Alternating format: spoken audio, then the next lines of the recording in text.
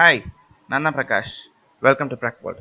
So என்னடா வெளில பார்த்தா ரொம்ப மோசமாக இருந்தது செடிங்கெல்லாம், பட் இங்கே வந்தால் ரொம்ப க்ரீனரியாக இருக்குன்னு பார்க்கலாம். அதுக்குள்ளே அவசரப்படாதீங்க. இப்படி இருந்த செடிங்க தான் தண்ணியே ஊற்றலைன்னா எப்படி மாறும் அப்படிங்கிறத இப்போ உங்களுக்கு காட்டுறேன், பாருங்கள். ஸோ இந்த ரொம்ப க்ரீனரியை பிடிக்கும் அப்படின்னு நான் நினைக்கிறவங்களுக்கு இது மேபி கொஞ்சம் கஷ்டமாக இருக்கலாம். என்னடா எப்படி பண்ணி வச்சுருக்க அப்படின்னு சொல்லிட்டு. பட் சாரி, இதுதான் நிலமை. எஸ், ஆக்சுவலாக என்னென்னா நான் கொஞ்சம் வேலை, அதனால் என்னால் இதை ஒழுங்காக மெயின்டைன் பண்ண முடியல.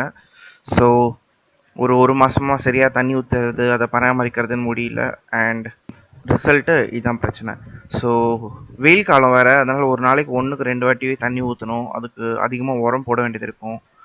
நியூட்ரியன்ஸ் கொடுக்க வேண்டியது இருக்கும். பூச்சி மருந்து பூச்சி மருந்துனா நான் எல்லாம் இயற்கை முறையில் சொல்கிறேன், அதெல்லாம் அடித்து பாதுகாக்க வேண்டியது இருக்கும்.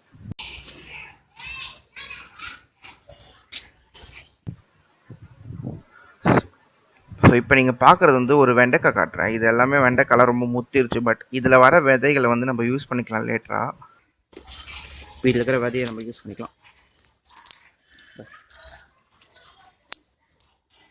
இது உங்களுக்கே தெரியும், இங்கே எல்லாமே பச்சை மிளகா இருந்தது. அது நம்ம வீடியோஸ் ஃபாலோ பண்ணுறவங்களுக்கு இங்கே என்னென்ன செடிங்க வச்சுருந்தோம் நம்ம அப்படிங்கிறது எல்லாமே தெரியும். ஸோ மறுபடியும் எல்லா மண்ணையும் கிளறி அதை மறுபடியும் மேம்படுத்தி அழகு பண்ணி மறுபடியும் நம்ம முதல்லேருந்து செடி போட போகிறோம். அண்ட் இந்த வாட்டி ஒரு செடி எப்படி வைக்கணுங்கிற பேசிக்லேருந்து நான் எடுத்துகிட்டு போக போகிறேன்.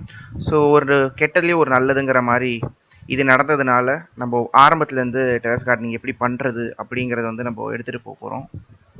தெரிஞ்சுக்க stay tuned. Have a nice day. Bye.